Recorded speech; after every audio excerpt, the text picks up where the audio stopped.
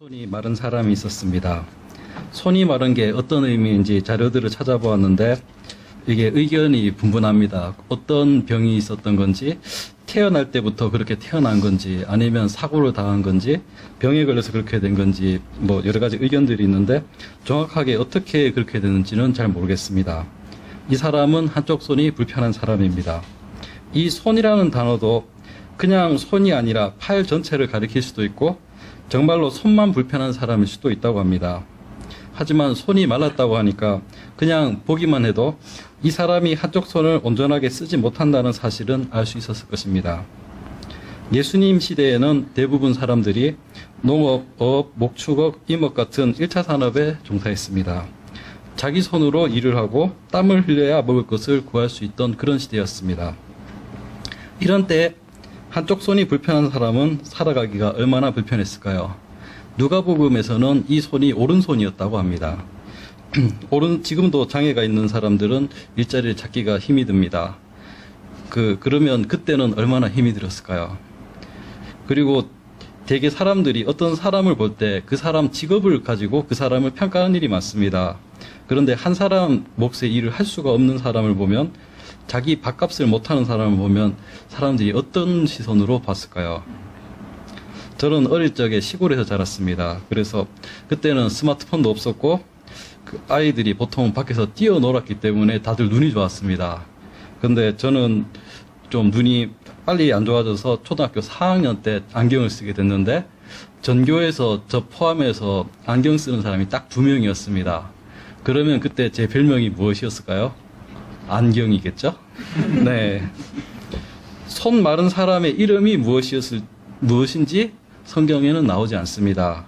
아마 실생활에서도 사람들이 그 사람을 뭐라고 불렀을까요? 이름을 부르는 게 아니고 그 사람 손을 봤을 거고, 이름보다는 손 마른 사람이라는 게 더 익숙했을 겁니다. 그 사람이 없는 자리에서는 그저 그냥 그 손 마른 사람이라고 그랬겠죠. 더 심한 말로 불렀을 수도 있습니다. 그 당시 유대인들은 몸이 아프거나 장애가 있는 사람은 죄가 있어서 벌을 받았다고 생각했습니다. 그래서 더더욱 그 사람 손만 보고 그 사람이 어떤 사람인지에 대해서는 별다른 생각이 없었을 겁니다. 이 손 마른 사람을 예수님께서 고쳐주신 이야기는 마태, 마가, 누가복음에 모두 나옵니다. 이 사건 세 복음서 모두 순서가 같습니다. 먼저 밀 이삭 사건이 있고 바로 이어서 이 손 마른 사람 고쳐주는 이야기가 이어집니다. 밀 이삭 사건은 예수님께서 안식일에 제자들과 함께 밀밭 사이를 지나가고 있었습니다. 그런데 제자들이 배가 고파서 밀 이삭을 잘라서 손으로 비벼서 먹었습니다. 이것은 잘못된 행위가 아닙니다. 배가 고픈 사람이 손으로 이삭을 좀 따서 먹는 것은 허용되는 일이었습니다. 다만 이 이삭을 따서 그 밭에서 다 먹고 나와야지 그걸 딴 거를 가지고 가면 도둑질로 생각을 했습니다. 그래서 이거 자체는 큰 문제가 아니었습니다. 문제는 그날이 안식일이었다는 겁니다. 바리새인들이 어떻게 안식일에 하지 못할 일을 하느냐고 따졌습니다. 2장 24절에 보면 보시오, 저희가 어찌하여 안식일에 하지 못할 일을 하나이까? 라고 바리새인들이 말했습니다. 보시오라는 것은 아주 강하게 이야기하고 있는 겁니다. 저게 안 보입니까? 선생이라는 사람이 제자들을 어떻게 가르치고 있는 겁니까? 이렇게 따지고 있는 겁니다. 바리새인들은 신구약 중간기에 이스라엘 독립왕국 시기에 부터 있었던 사람들입니다. 요세푸스라는 사람에 의하면 당시 6,000명 정도의 회원이 있었답니다. 사두개인들은 로마 정권에 적극적으로 협력했는데 그에 비해서 바리새인들은 좀 답답한 사람이기는 하지만 자신에게도 남에게도 엄격한 사람들이었습니다. 그래서 이 사람들은 평신도 집단이지만 백성의 선생이라고 불렸고 백성들의 존경을 받았습니다. 그래서 이들이 평상시처럼 백성의 선생답게 왜 안식일을 지키지 않는 제자들을 그냥 두는 거냐고 예수님을 이렇게 책망했는데 예수님이 거기에 대해서 반박을 하실지 전혀 예상을 못하고 있었나 봅니다. 예수님께서는 다윗이 함께한 사람들과 함께 굶주릴 때 대제사장에게서 제사장 말고는 먹지 못하는 진설병을 먹은 이야기를 해주셨습니다. 그리고 안식일은 사람을 위하여 있는 것이요 사람이 안식일을 위하여 있는 것이 아니라고 말씀하셨습니다.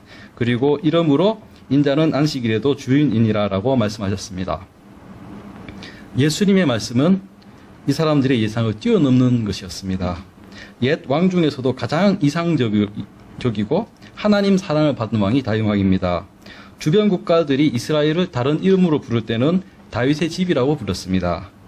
그 다윗 왕의 일화를 이야기하고 이게 왕이 되기 전의 일인데 진설병을 먹고 자기 부하들에게도 그 진설병을 먹였는데 하나님이 왕으로 세워주신 이야기를 들으니까 뭐라고 반박을 할 수가 없었습니다.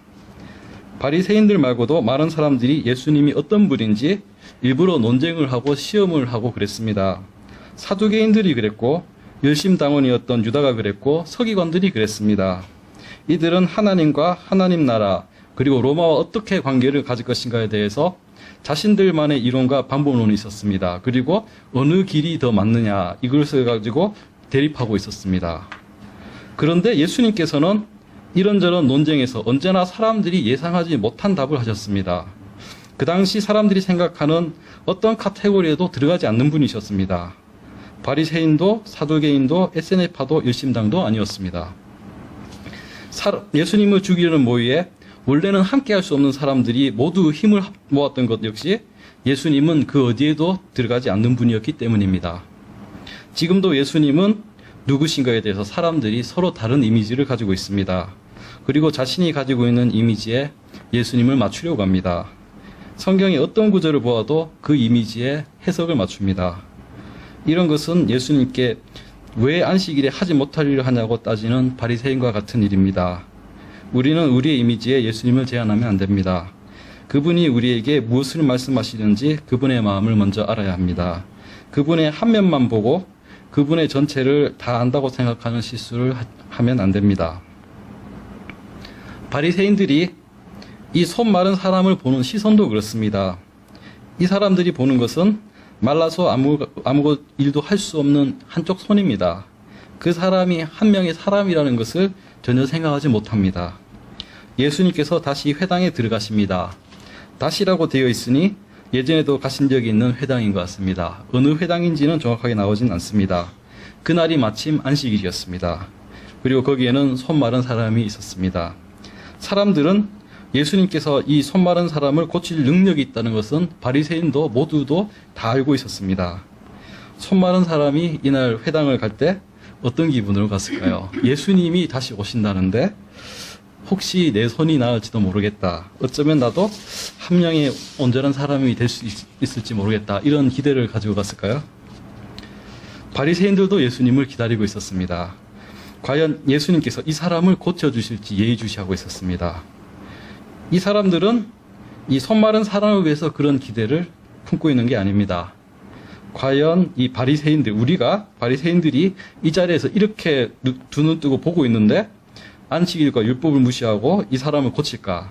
만약 그렇다면 가만두지 않겠다. 우리가 송사를 해야겠다. 벼르면서 보고 있는 겁니다. 그 가버나움의 회당 자리를 발굴한 걸 본 적이 있는데 회당이 생각보다 건물이 작습니다. 이 회당도 그렇게 큰 건물은 아니었을 것 같습니다. 그 안에 있던 사람들이 예수님 들어오실 때 착 쳐다보는데 그 시선이 어땠을까요? 네, 뭔가 긴장된 공기가 흐르고 있었을 겁니다. 예수님께서는 이 모든 것을 아시고 손 마른 사람에게 한가운데 일어서라고 얘기하셨습니다. 이제 사람들이 다 쳐다보겠죠. 무슨 일이 일어나는지 이제 보고 있겠죠. 예수님께서 이르십니다. 안식일에 선을 행하는 것과 악을 행하는 것, 생명을 구하는 것과 죽이는 것, 어느 것이 옳으냐? 예수님께서는 다시 바리새인들이 예상하지 못한 말씀을 하셨습니다. 율법을 어떻게 지켜야 하는지 바리새인들 사이에도 의견이 나누어져 있습니다.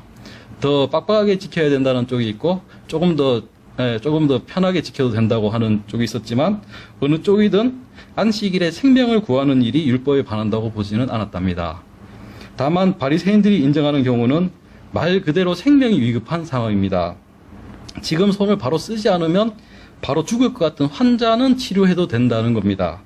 생명의 이 손이 마른 거는 불편하긴 하지만 당장 죽을 정도의 그런 건 아니죠. 그러니까 이거는 오늘 고치지 말고 안식일에 고치지 말고 하루 쉰 다음에 내일 고쳐도 되지 않을까. 이게 바리새인들의 생각입니다. 이 사람들에게는 이 손 마른 사람의 마음 같은 것은 전혀 중요하지 않습니다. 급하지 않고요. 뒤로 미뤄도 되는 그런 일입니다. 남의 일이니까요. 그들은 예수님의 말씀에 아무런 말도 하지 못합니다. 이것은 할 말이 있는데 참는 게 아닙니다. 지금 예수님의 말씀을 반박할 수 있는 그런 무슨 말이 떠오르지 않는 겁니다. 그런데 그렇다고 수긍이 가는 것도 아닙니다. 감정적으로는 받아들일 수가 없고요. 이 사람들의 존경을 받아왔던 이 바리새인들이 무시를 당하는 것 같은 그런 느낌을 받았는 것 같습니다. 마태복음 12장 11, 12절에서는 예수님께서 이렇게 말씀하십니다.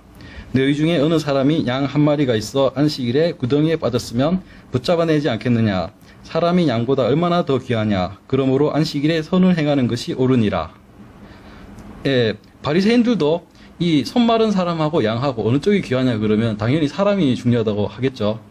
그런데 이 사람하고 이 손 마른 사람하고 자기들이 체면하고 어느 게 중요하냐 그러면 쉽게 답을 못할 겁니다. 5절을 보면은 저희 마음의 완악함을 근심하사 노하심으로 저희를 둘러보시고 그 사람에게 이르시되 내 손을 내밀라 하시니 그가 내밀매 그 손이 회복되었더라. 그들의 마음이 완악함을 근심하셨다는데 마음이 완악하다는 표현은 구약의 선지자들이 쓰던 표현입니다. 율법을 지키지 않는 사람들에게 완악하다고 하셨습니다. 그런데 예수님께서는 율법에 담긴 하나님의 사랑을 잊어버리고 율법으로 사람을 옳아미르는 이 사람들에게 마음이 완악하다고 하십니다. 그리고 그런 사람들을 근심하셔서 노하십니다. 사랑하시기 때문에 화를 내고 계신 겁니다. 그러나 그들의 마음이 너무도 완악하여서 어떤 말씀을 하셔도 이 사람들의 귀에 들어가지 않기 때문에 그런 마음으로 이 사람들을 둘러보셨습니다. 그리고 손 마른 사람에게 내 손을 내밀라 하고 그 손이 회복되었습니다. 이 사람은 얼마나 기뻤을까요? 이제 그 안식일을 기억할 때마다 감격이 다시 살아날 겁니다. 이 안식일 날 손 마른 사람의 몸의 아픔, 마음의 아픔을 알아주신 분은 예수님 뿐이었습니다. 이 사람의 아픔을 아시기 때문에 예수님께서는 안식일인데도 바리새인들이 기세등등하게 이렇게 보고 있는데도 고쳐주셨습니다. 한동안 이 사람은 아침에 일어날 때마다 자기 손을 다시 만져보겠죠. 만져보면서 정말 예수님이 오셔서 나를 고쳐주신 게 꿈인지 현실인지 만져볼 겁니다. 하지만 바리새인들은 이 회복된 사람의 기쁨에 대해서는 아무런 관심이 없습니다. 그 사람의 아픔에 관심이 없었던 것처럼 말입니다. 그들의 관심은 오로지 안식일을 지켜야 하는 율법이 자신들 생각대로 지켜지는 그것뿐이었습니다. 하나님의 능력이 역사하심을 보았고 이 정말 아픈 사람이 회복되는 것을 보았지만 여기에는 전혀 관심이 없었습니다. 누가복음에서는 이들이 분기가 가득하였다고 기록하고 있습니다. 이들은 그 자리를 떠나서 헤롯 땅을 만납니다. 헤롯 땅은 이 헤롯 왕이 충성한 사람들이니까 평상시에는 바리새인들과 가까이 하지 않는 사람들인데 그런 사람들을 만나서 어떻게 예수님을 죽일까를 의논합니다. 이 바리새인들에게는 안식일에 손이 마른 사람을 고쳐주는 것은 죽어야 할 만큼 나쁜 일인데 안식일에 헤롯 땅과 만나서 사람을 죽일 의논을 하는 것은 나쁜 일이 아닌가 봅니다. 예수님 말씀대로 생명을 구하는 것과 죽이는 것 어느 것이 옳습니까? 우리는 이 바리새인들의 마음을 닮은 것이 아니라 예수님의 마음을 닮아야 합니다. 닮아가야 합니다. 말라버린 한쪽 손이 아니라 그 사람을 보아야 합니다. 율법이 아니라 그 사람의 아픔을 보아야 되고 안식일이 아니라 그 사람의 기쁨을 보아야 합니다. 그리고 더 나아가서 마음이 완악한 바리새인과 같은 사람을 보고 근심하고 그들을 사랑할 수 있어야 합니다. 예수님이 우리에게 주신 새로운 계명과 같이 서로 사랑해야 합니다. 요즘 새로 생긴 직업 중에 유튜버라는 직업이 있습니다. 유튜브라는 사이트에서 인터넷 방송을 하는 직업입니다. 요즘 초등학생들 물어보면 유튜버가 되고 싶다는 사람들 아주 많을 겁니다. 이 유튜브 중에 박막내라는 할머니가 있습니다. 이분은 47년에 태어나셨습니다. 70대 할머니입니다. 7남매 중에서 막내로 태어나서 이름이 막내가 되었습니다. 여자여서 집이 좀 사는 집안이었지만 교육을 받지 못했습니다. 결혼을 했는데 남편이 시원찮아서 집에 돈을 안 갖다 줘서 거의 혼자 힘으로 자녀들을 키웠습니다. 오랫동안 식당을 하셨고요. 그런데 이 70대가 됐는데 언니들이 이제 치매에 걸려서 고생하는 걸 봤는데 병원에서 이제 치매 고위험자라는 이야기를 들었습니다. 그 얘기를 듣고 근심하고 있으니까 큰 손녀가 치매 예방하는 겸해서 유튜브 방송을 해보자고 했습니다. 그래서 지금은 아주 큰 인기를 얻었습니다. 지금 구독자 수가 90만 명이 넘고 몇 년 전에는 미국의 보그 잡지에 나왔고요. 유튜브 CEO도 만났고 최근에는 구글 CEO도 만났습니다. 네, 책도 내셨더라고요. 네, 제가 이 유튜브 방송이 올라온 것 중에서 인상 깊게 본 에피소드가 있습니다. 어떤 이 속옷 회사에서 할머니에게 속옷 디자인을 맡긴 적이 있습니다. 여성 속옷 디자인을 맡겼어요. 이 할머니에게 큰 기대를 가지고 맡긴 건 아닌 것 같고 유명한 유튜버니까 광고 효과를 노리고 이렇게 맡긴 것 같습니다. 할머니가 이제 종이를 펼쳐놓고 이 그림을 이렇게 그려보려고 그러는데 잘 안 되는 거죠. 잘 안 되니까 화를 내시면서 방으로 들어갔습니다. 나중에 화낸 이유를 말씀하시는데 자기가 배운 게 없어서 아이디가 떨어지지 않는 게 속이 상해서 그랬답니다. 그런데 그래서 손녀가 할머니가 이제 포기하시는 것 같다 했는데 방에서 혼자 그려보신 다음에 가지고 나오신 거예요. 그런데 할머니가 디자인한 70대 할머니가 디자인한 속옷이면 아주 촌스러울 것 같죠. 근데 정말 대담하고 세련된 디자인을 해가지고 오셨습니다. 그래서 회사 사장이 그 디자인을 보고는 깜짝 놀래가지고 할머니가 무엇을 전공했냐고 물었습니다. 그러니까 손녀가 영상을 찍다가 얘기하기를 청국장이라고 그랬습니다. 이분이 교육을 받은 분이 아니고 청국장을 잘 끓이는 식당 할머니였으니까요. 이 할머니 영상이 인기가 있는 게 그분이 특별한 사람이라서 그런 게 아닙니다. 그저 청국장을 잘 끓이는 동네 식당 할머니입니다. 그런데 이 손녀가 애정을 가지고 할머니와 대화를 나눠보니까 그분에게 정말 생각지 못한 숨겨진 면들을 보게 된 겁니다. 이 영상들 댓글에 보면은 이 할머니들은 당연히 이럴 거다라고 생각을 했는데 이분 말씀하시는 걸 들어보니까 그렇지 않더라는 거죠. 이분들은 할머니들도 다른 분들도 이제 박만의 할머니가 아니더라도 이야기를 잘 나눠보면 생각했던 거하고 다르다는 것을 많이 발견할 겁니다. 이분이 다른 할머니와 다른 게 무엇일까요? 할머니에게 애정을 가지고 계속 영상을 찍어주고 편집해서 유튜브에 올려주는 손녀가 있다는 겁니다. 우리가 누군가를 만날 때 예수님의 마음을 닮았다면 이 손녀가 할머니를 보는 것 같지 않을까 생각합니다. 교회 오는 사람들 다 그냥 보통 사람, 흔한 사람이죠. 그렇지만 예수님의 마음으로 보면 한 명 한 명이 참 귀한 사람일 겁니다. 우리가 이 마른 손과 안식일을 넘어서 그 사람을 마주볼 때 우리가 진정으로 서로 사랑할 수 있을 것입니다. 오늘 하루도 예수님의 마음으로 사랑하시며 살아가시기를 바랍니다. 아멘.